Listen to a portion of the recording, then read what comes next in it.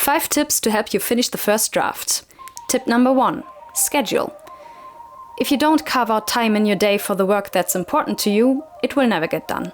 But I called this tip schedule intentionally instead of routine or habit, because some people like to write a little bit every day and others are binge writers who prefer to get a lot of work done over the weekend. I myself started out as a routine person because everyone always talks about how important it is to build a writing habit, but I'm starting to oscillate between the two depending on the project or time of year or just on how I'm feeling at the moment. Just experiment with it. But no matter if you're more of a binge or a routine writer or a mixture of both, what you need to do is come up with a plan and set a schedule.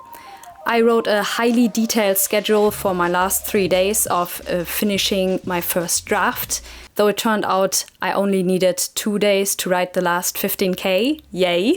I wrote in 1-hour chunks with half-hour breaks, which I had also planned through thoroughly, just to stay alert and not get lost on YouTube. That schedule turned out to be perfect for me, but that was honestly completely by mistake. I just wanted to try it out, and if it hadn't worked, I would have turned the writing time into 25 minutes or maybe 2 hours, or elongated or shortened my breaks. Tip number 2, rituals. I found out that I work well at my desk upstairs as long as it's not too cold. I work well in bed as well, but that leads to quicker burnout and I get more easily tired. I don't write well in libraries, I don't know why, it's just difficult for me to concentrate, or maybe it's just the library that I go to that's the problem. Cafeterias are a hit or a miss depending on the day, but usually they're okay. My environment needs to be somewhat clean, so I tend to clean up before writing, but others might work better amongst the mess. Maybe light a candle, watch some videos, or look at your Pinterest board.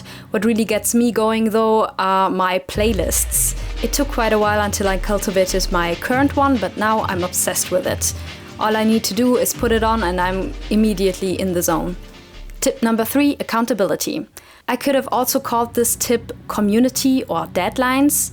This YouTube channel is doing wonders on that front. Even without an audience, it keeps me in a constant loop of deadlines and productivity, if I want to or not. But I also have 2 writing groups who inspire me to write and who also act as a sounding board and emotional support. Thank you for that. A while ago, we'd have regular deadlines for chapters or short stories, which we would give feedback to at the start of every meetup.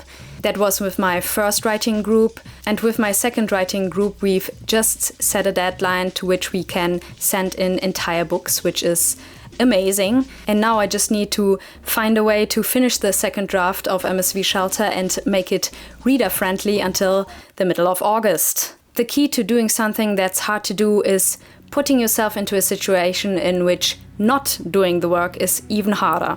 Finishing that book is hard. Having to justify to your friends and family and to yourself why you haven't finished it on time is even harder.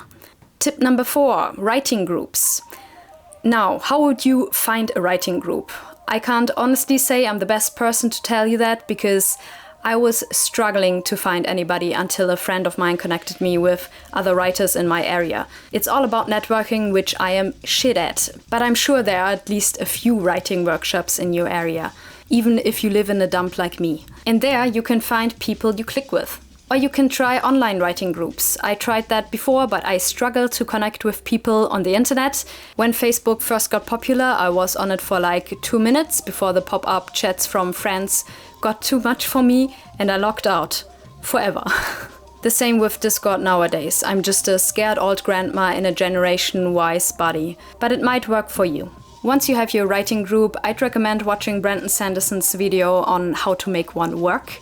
The link is in the description. Maybe you find out your writing group isn't working for you. Then try changing up the culture or find another one. Once again, it's all about trial and error and finding out how you tick. It's natural to not find the perfect fit on the first try, but don't give up. I'm telling you, it's worth it. Accountability, feedback, emotional support, doing writing sprints together, and the opportunity to make great new friends. What more do you want? Tip number 5. Celebrate. Every time I write the end, this wave of euphoria I expect just never comes. All I can think of instead is all the work that still lies ahead and how shit my work is. It's hard for me to not immediately jump into editing, and you can do that, but don't forget to celebrate. You did this and you can do this over and over and over again. I wrote 92k words in 3 months. I looked at my NaNoWriMo the other week and I found out that I wrote 500k in 5 years. That's amazing.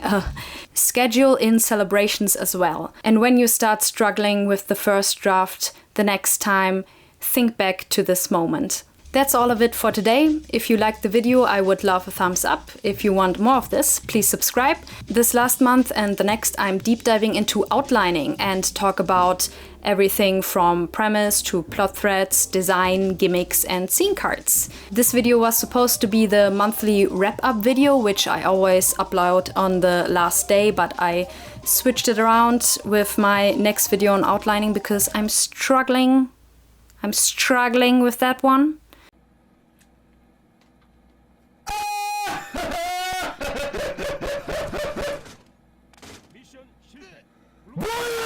The next outlining video now comes out this Sunday, and that's going to stay the trend from now on because my work schedule has shifted and I won't be able to get the videos done on Friday anymore. So I hope to see you this Sunday, where I'm going to talk about major and minor plot threads. Until then, bye!